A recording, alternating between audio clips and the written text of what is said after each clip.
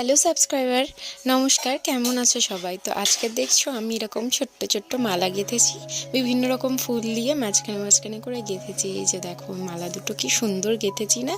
এইটা আমার গোপালের জন্য গেঁথেছি, একটু মিডিয়াম সাইজের। ওকে পরাতেও অসুবিধা হচ্ছে, পাগড়িটা লাগিয়ে দিয়েছি তো। তারপরে এই যে দেখো, ওকে পরিয়ে দিয়েছি, কি মিষ্টি লাগছে।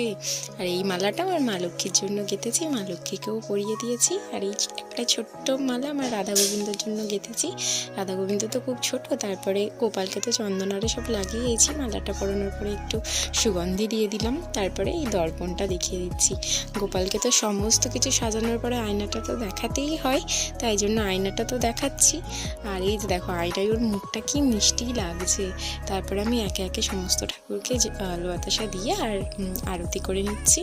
এখানে আমার রাধা গোবিন্দ গোপালকে, আর এই যে গোপালটা দেখতে পাচ্ছ, এই গোপালটা জন্মাষ্টমীর জন্য নতুন মেকওভার করেছিলাম, কিন্তু